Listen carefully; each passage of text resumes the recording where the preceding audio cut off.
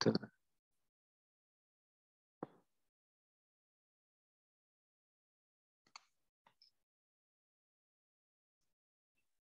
Nah, oke, jadi kita mulai pengantar literasi data dan teknologi, dan nanti masuk tentang dasar pengetahuan sistem komputer ya. Nah, jadi ini kita paham sebenarnya saat sekarang ini kita masuk dalam era ya, orang sebut revolusi industri 4.0 ya, atau sehingga nanti ada yang sebut dari 5.0 gitu. Tapi yang jelas memang saat sekarang ini kita beralih ke yang namanya dunia digital. Ada yang menyebutkan transformasi digital ya.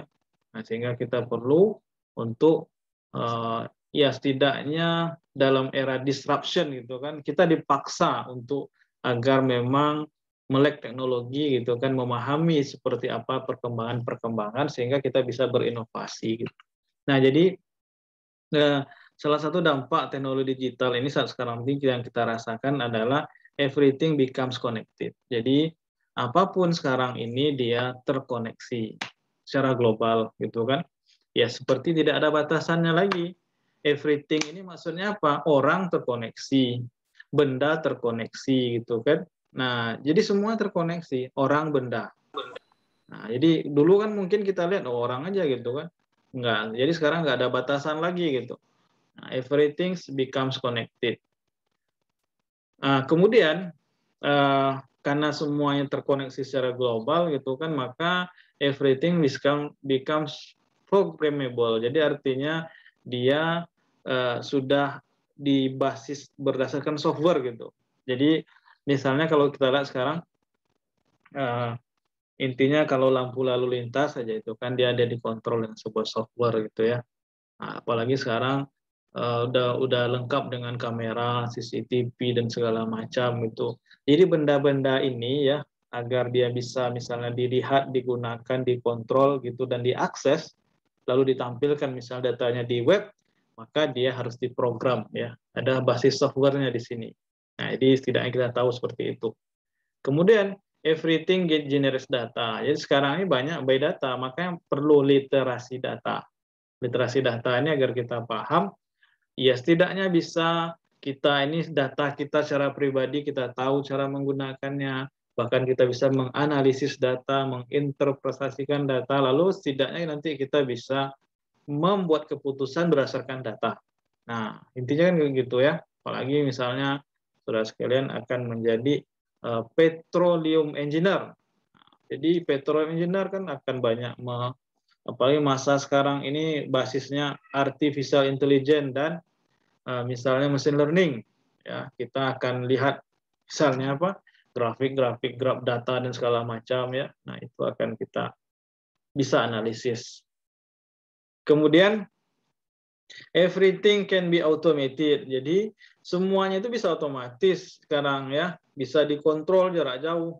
Misalnya yang kemarin kita monitoring ke sumur minyak manual gitu, sekarang bisa otomatis, bisa jadi kan kita bisa seperti itu kan monitoringnya, kemudian kontrolnya ya. Kemudian yang keenam, yang kelima itu everything needs to be secure. Jadi kalau nanti kita bicara dalam dunia digital, ya dunia internet, dunia maya, maka itu semua harus diamankan. Need to be secure. Nah itu.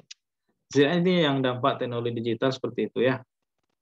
Kemudian memang transformasi digital ini dia melewati berbagai negara dan perusahaan gitu kan. Sehingga kalau kita lihat sekarang ini dia membuat sebuah lingkungan yang baru gitu. Jadi dulu kan kota ada istilahnya smart city sekarang ya. Smart city. Jadi smart city ini apa? Jadi sebagaimana sekarang ini terintegrasi gitu kan, sistem lalu lintasnya, sistem bandaranya ya, macam-macam lah. Jadi bagaimana dia terintegrasi bisa kita mengetahui informasinya tuh real time gitu. Makanya seperti itu ya, dia membuat lingkungan yang baru gitu. Smart hospital ya, ya rumah sakit, smart highway, smart factory kalau di perusahaan. Nah, sehingga ini digital ini dia mengubah model bisnis, model belajar ya. Proses bisnisnya juga kadang berubah gitu. Nah, jadi ini yang harus kita pahami juga. Sehingga di sini juga digitalisasi ini dia mengubah interaksi sosial ya. Kalau kita lihat kadang orang yang mereka ini biasanya secara fisik mereka berdekatan gitu, tapi mereka berinteraksi dengan orang lain gitu ya, karena dia lebih nyaman dengan teknologi digitalnya gitu, menggunakan smart device. Jadi ini mengubah interaksi sosial gitu. Kemudian anak-anak juga kadang lebih banyak menggunakan smart device-nya ya, bahkan orang tua juga. Nah, jadi ini mengubah interaksi sosial. Nah, maka di sini karena dampak dari disrupsi tadi itu ya,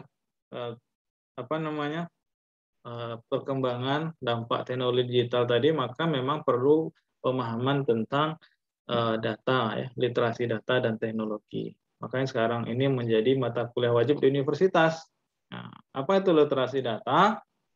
Nah, ya kalau menurut teks target ya, itu literasi data merupakan kemampuan untuk mengolah informasi bermakna dari data yang diterima. Jadi kalau kita misalnya punya data gitu, data ini bisa diolah gitu kan, sehingga menjadi informasi yang lebih berguna ya. Maka di sini apa itu kemampuan literasi data? Kemampuan pemahaman untuk membaca, kemudian menganalisis ya, lalu menggunakan data dan informasi, apakah itu nanti big data dalam konteks dunia digital. Jadi itu. Kemudian apa pula literasi teknologi gitu kan? Literasi teknologi ya kemampuan memahami cara kerja mesin ya. Ya sebenarnya maknanya di sini kalau kita lihat lebih kepada komputernya. Maka nanti kita bahas sistem komputer ya. Kemudian selain itu aplikasi teknologi ya, coding, artificial intelligence atau prinsip engineering ya. Jadi di sini karena kan sekarang ini tadi disebutkan semuanya berbasis otomatis gitu kan, sehingga ada sistem kecerdasan buatan, artificial intelligence ya, kemudian big data. Nah, jadi semuanya ini memang mau tidak mau harus kita memahami gitu kan, punya kemampuan lah kita melihat cara kerja mesin, atau minimal kita mengetahui gitu kan cara menggunakan. Nah, intinya gitu ya, literasi data dan teknologi ini. Maka kalau kita lihat di sini, karena tadi terhubung secara global gitu kan, kalau memang masanya sekarang ini terkoneksi, everything is connected, maka yang jelas ada smart device-nya, ada sistem komputer sebagai perangkat.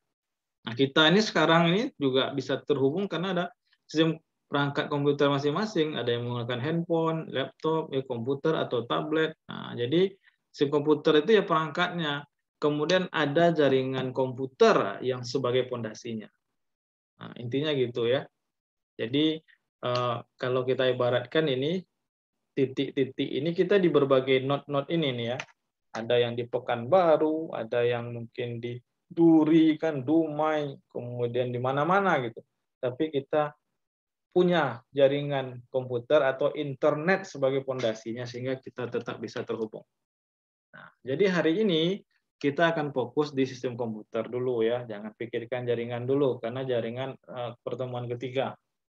Kita lihat dulu yang perangkat sistem komputernya ya. Nah, itu. Jadi silakan saudara fokus nanti boleh mencatat karena setelah ini mungkin saya menerangkan tidak sampai 1 jam, setelah itu nanti jawab soal di Google Classroom ya. Nah, kalau tidak ada pertanyaan. Oke, jadi sekarang kita fokus di dasar pengetahuan komputer. Di dasar pengetahuan komputer, nanti ini pembahasannya jenis-jenis komputer, kemudian perangkat keras dan lunak atau hardware dan softwarenya, lalu perangkat input dan output ya, kemudian jenis perangkat keras dan perangkat lunak, sistem operasi, variabel input utama, dan bagaimana menghubungkan, membuka program dan matikan komputer. Nah, ini sebenarnya materinya mudah sebenarnya ya. Nah, jadi nanti kalau saudara mahasiswa ada pertanyaan, boleh langsung saja ya, boleh, enggak apa-apa. Jadi interupsi Pak, mau ditanya, silahkan, enggak apa-apa. Kita diskusi saja. Kalau enggak ada, nah saya lanjut terus gitu ya. Oke, jadi ini kalau kita bicara dari sisi jenis-jenis komputer di sini ya, nah, maka inilah jenis-jenisnya. Kalau apa namanya, ada yang menggunakan smartphone mungkin sekarang ya.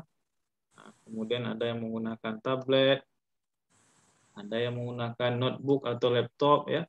Kalau orang menyebut laptop maka sebenarnya lebih kepada istilah notebook dia. Nah, Ultrabook ini dia lebih agak berbeda sedikit karena memang dia lebih tipis, lebih ringan dan baterainya lebih tahan lama ya. Long life battery katanya. Ini yang Ultrabook. Ada yang istilah desktop itu berarti PC, personal computer, komputer kita yang ada ininya nih apa nama istilah. Kalau kita panggil apa?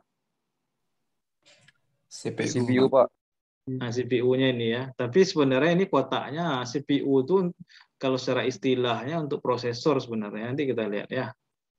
Jadi ini komputer. Kalau kita sebut mana komputernya sebenarnya kita menyebut desktop yang benar ya. Nah, itu dia.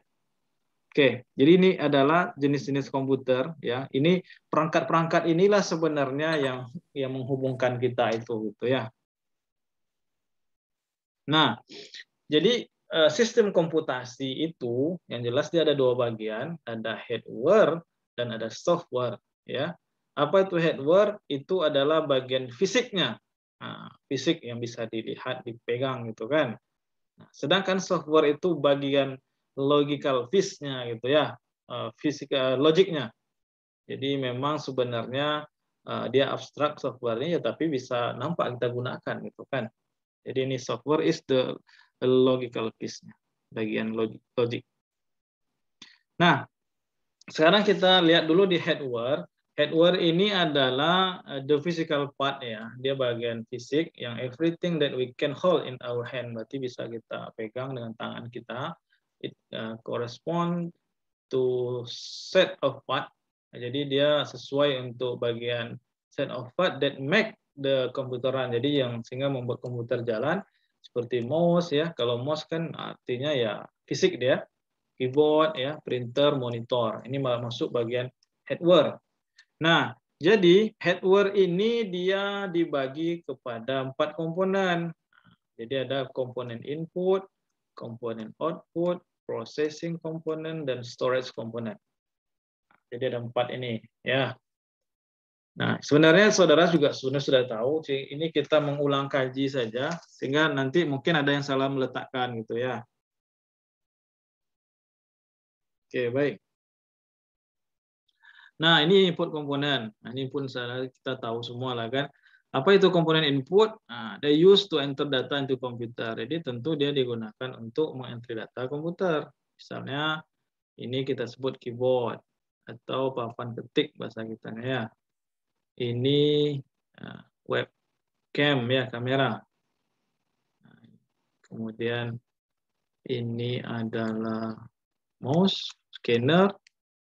Ini mikrofonnya, mic-nya. Nah, ini masuk kepada kategori komponen input. Nah, mungkin kita tahu semua lah fungsinya kan untuk mengentry teks atau ini mengentry gambar atau teks juga. Itu kalau mengentrikan suara komputer pakai mic dia. Oke. Nah, kemudian komponen output ya. Komponen output ini dia yang bertanggung jawab untuk menyediakan apa?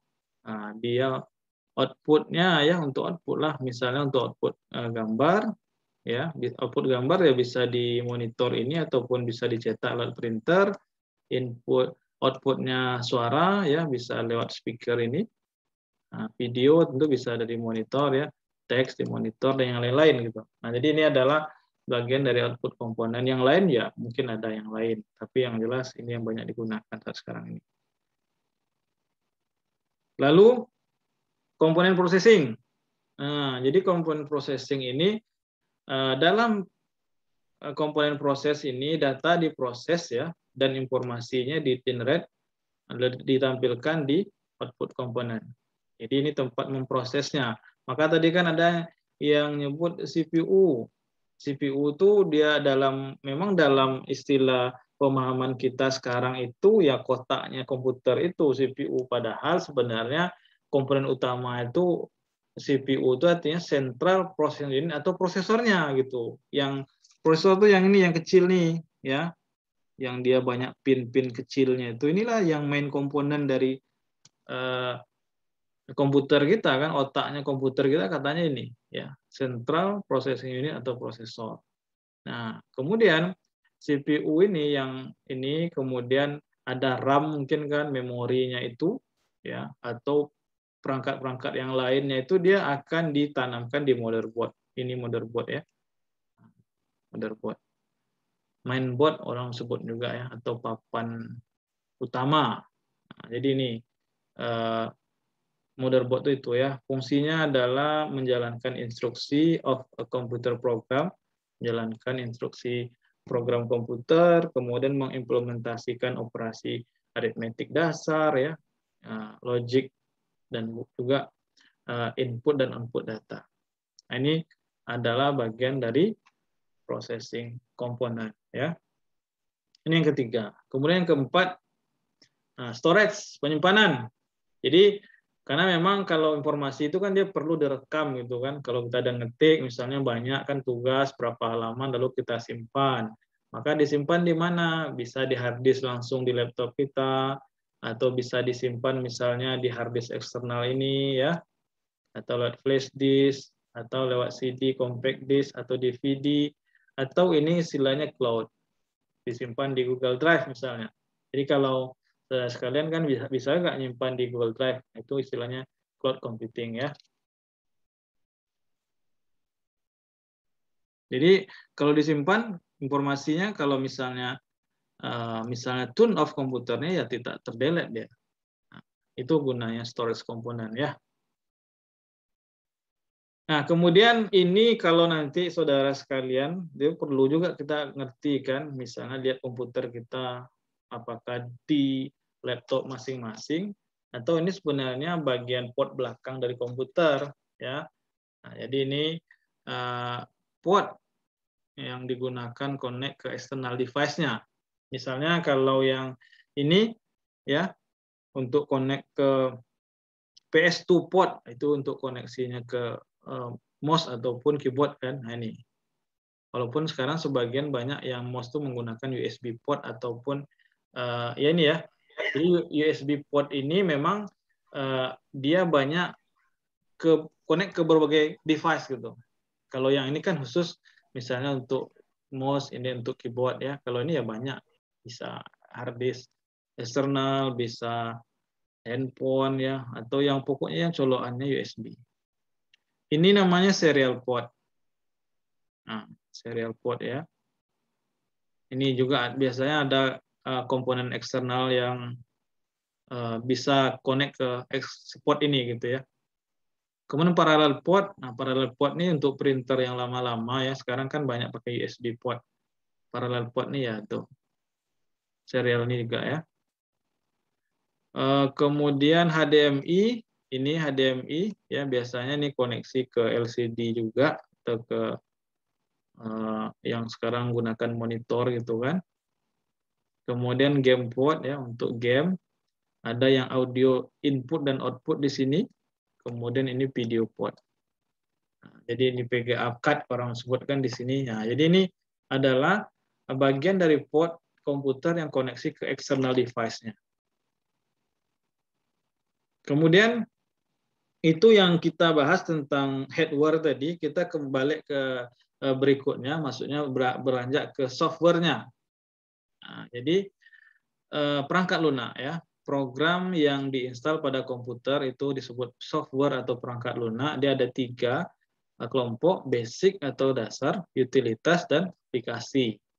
Apa itu yang dasar? Nah, dasar ini adalah yang sistem operasinya ya, yang sangat penting untuk menjalankan komputer. Jadi ibaratnya yang menjadi interface kita dengan mesin kita. Jadi kalau komputer ini kan fisiknya, kalau kita beli itu kan dia baru berupa ya mesin gitu kan. Komputer saja belum ada, misalnya kalau belum ditanamkan, belum diinstalasi operasinya, dia ya belum berfungsi secara benar ya. Kalau kita hidupkan yang tidak ada operasinya kan dia muncul layar hitam saja kan. Jadi kita sulit untuk menggunakannya. Maka untuk menjembatani kita agar bisa menggunakan tadi sumber daya di komputer ini, prosesornya, memorinya, input-outputnya, maka perlu operasi ini. Ya, maka pertama kali kan kalau kita beli komputer, beli laptop, biasanya kan dia instalkan sistem operasi ini ya. Nah, jenisnya ada Windows ya, Windows 10, Windows 7, 8 ya. Linux juga, iOS, yang ini ada macOS juga kan, ini yang untuk apa? Smartphone kan Android ya. Ini adalah contoh dari sistem operasi atau operating system. Kemudian ada yang kedua dia sebut utilitas. Apa fungsinya? Memastikan komputer berfungsi dengan baik. Nah, jadi ini utilitas ya. Misalnya perangkat lunak antivirus ya. Ini untuk apa? Untuk melindungi komputer dari serangan virus ya. Nah, itu utilitas. Kemudian yang ketiga aplikasi.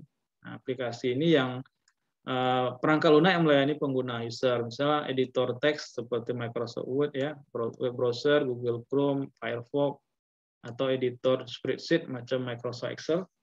Nah, ini adalah masuk kategori software ya. Kemudian ini istilah-istilah ya, istilah-istilah yang perlu kita pahami. Ada istilah disk partition, partisi hard disk.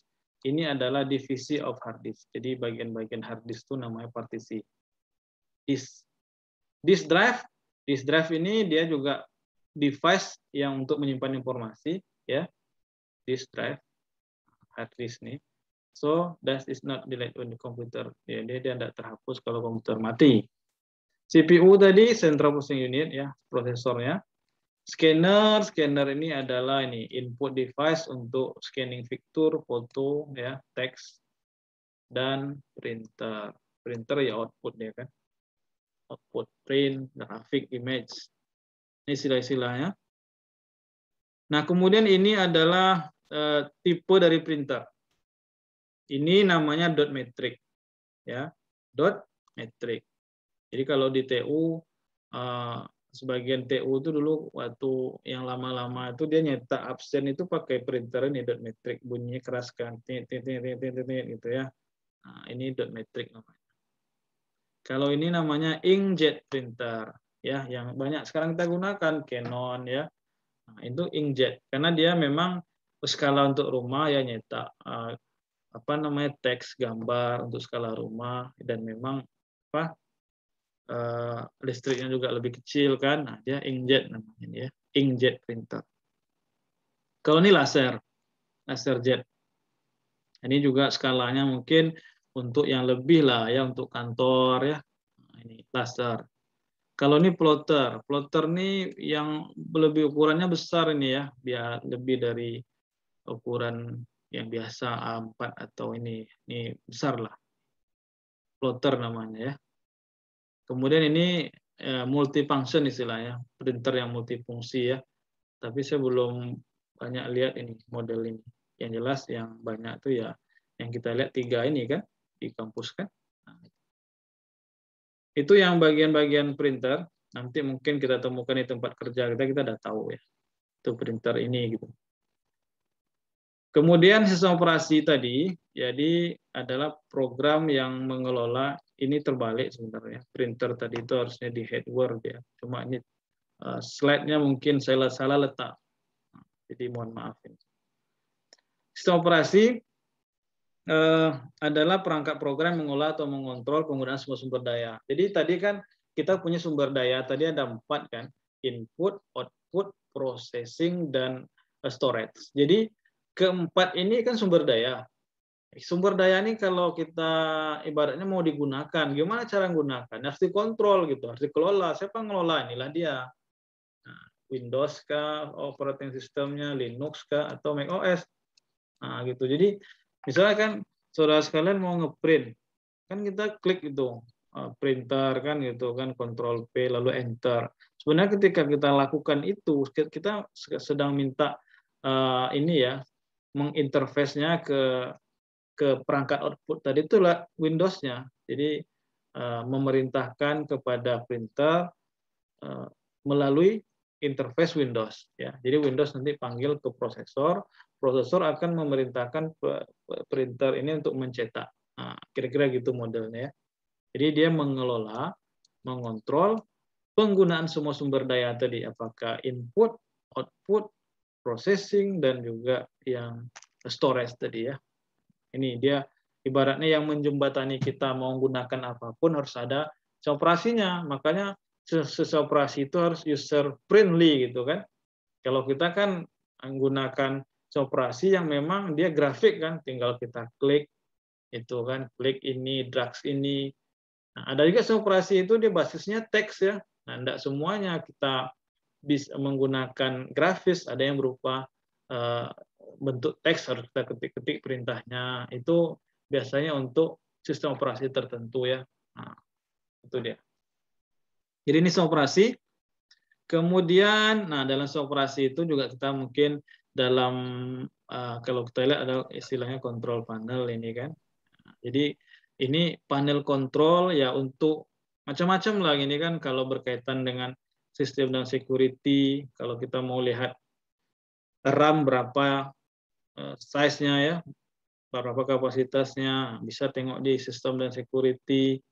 Tentang jaringan di sini Neo dan internet, tentang hardware yang ibaratnya terinstall di komputer kita, ini uninstall program, user account, ini adalah bagian dari sistem operasi tadi yang bisa membantu kita untuk men-setting komputer ya. Nah, ini perlu tahu juga kita gitu ya, clock, language and region. Nah, device manager juga ya. Device manager ini penting juga, dia adalah panel item dari control panel untuk memverifikasi hardware yang terinstall di komputer. Jadi kalau mau lihat hardware semua yang terinstall di komputer, tengok di device manager nih. Nanti kita tahu oh ada hard disknya apa gitu kan, display ini berarti monitornya ya, macam-macam di sini keyboardnya, mouse-nya, bisa tengok di device manager ini. Program dan fitur ini sebenarnya yang untuk install tadi kan, kalau mau section untuk uninstall ataupun menambah atau meremove program ya, ini program dan fitur. Nanti silakan dicek di komputernya. Kalau kita misalnya ada suatu aplikasi yang jarang kita gunakan, nggak dipakai, bisa di uninstall gitu ya. Task manager. Nih, berarti biasanya ini untuk monitor komputer performance-nya. Jadi kalau kita mau tahu performnya misalnya penggunaan CPU berapa persen ya, memori berapa, kemudian program-program yang sedang running ya, nah, itu bisa tengok di task manager ini. Lalu keamanan komputer, jadi ini dasarnya juga kita harus perlu tahu, misalnya firewall ya, ini juga untuk melindungi komputer kita agar orang tidak bisa mengakses program di dalam komputer kita ya. Kemudian antivirus, anti spyware juga ya. Lalu juga perlu misalnya pembaruan atau update ya. Kalau menggunakan operasi original ya biasanya dia akan diperiksa install pembaruan. Ini perlu juga ya, sehingga nanti komputer kita aman. Nah, ini juga sederhana sebenarnya kan, tahapan kita untuk menggunakan komputer dari ibaratnya dari kita hidupkan, turning on the computer, hidupkan ya, kemudian setelah itu login dia kan, misalnya ada autentikasi, masukkan username, masukkan password misalnya, login, setelah itu baru kita exploring desktopnya, jalankan, kalau matikan ya di shutdown gitu kan, turning off the computer. Nah ini sebenarnya ya begitulah urutannya yang benar menggunakannya ya, jangan sampai kita ya langsung matikan aja gitu kan. Jadi ada urutannya. Oke, itu yang tentang hardware dan software tadi. Kemudian tentang folder, ini dibahas sedikit, folder dan file. Jadi yang maksudnya kalau kita misalnya kan ngetik tugas kan, lalu kita simpan jadi file dia kan. Apakah file bentuknya Word atau misalnya Excel atau gambar atau video, audio gitu, itu yang namanya file. Maka dia perlu diorganisasikan dalam sebuah penyimpanan folder ya. Makanya di sini kita bahas folder dan file. Nah, Jadi kalau di kantor-kantor biasanya kan ada istilahnya pengarsipan. Nah, seperti ini. Jadi misalnya diklasifikasikan surat ini surat masuk, di sini surat keluar, ini file apa gitu kan. Nah, di dalam komputer juga bisa seperti itu ya. Kita ibaratnya mengorganisasikan informasi tadi. Jadi misalnya saudara sekalian mudahnya gimana? Misalnya punya komputer. Jadi punya komputer kita perlu mengklasifikasikannya folder-folder di dalam itu di hard disk kita. Misalnya ada penyimpanannya di D, ya drive D. Jadi saudara mengklasifikasikan, oh ini ada data kuliah. Data kuliah ini kita buat folder lagi, misalnya literasi data. Itu tugas-tugas tentang literasi data di situ semuanya letakkan. Nanti di literasi data itu bisa lagi kita buatkan misalnya file dokumen, ini file Excel, ini file gambar, bisa lagi gitu. Jadi kita mengorganisasikannya gitu ya. Nah, itu lebih bagus sehingga nanti kita bisa memudahkan kita untuk mencarinya. Nah, intinya gitu, tidak sembarangan diletakkan ya. Ini file, kalau pengertiannya nama yang diberikan untuk sekumpulan informasi yang direkam. Saat kita mengetik teks, maka misalnya memungkinkan setelah diedit, disimpan informasinya, lalu dia akan berubah menjadi file ya. File ini disimpan, ditempatkan di penyimpanan misalnya di hard disk, hard drive. Itu file. Kalau disimpan dia ya di dalam hard disk. Nanti kalau folder ya ini apanya tempat penyimpanannya yang disimpan di hard drive tadi ya. Atau nama lain dari folder ini directory dalam bahasa Indonesia ya. Tapi di Windows dia sebut namanya folder. Nah, ini tipe dari file itu misalnya ada yang tipenya docs atau docx. Ini adalah Word text file ya. Kemudian MP3 ini audio file. PDF ya ini ya Adobe Reader. PPT ya PowerPoint.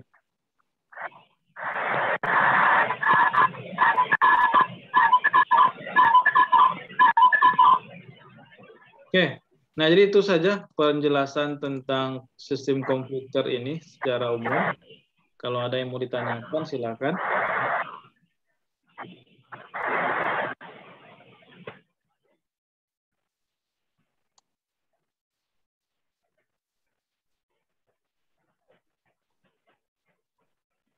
Ada?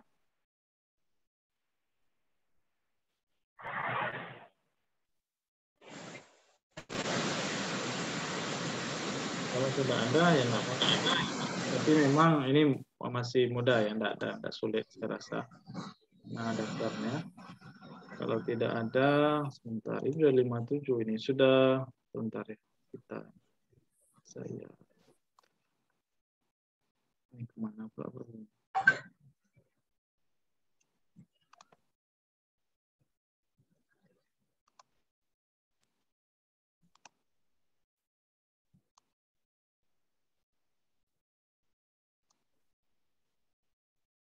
Stop.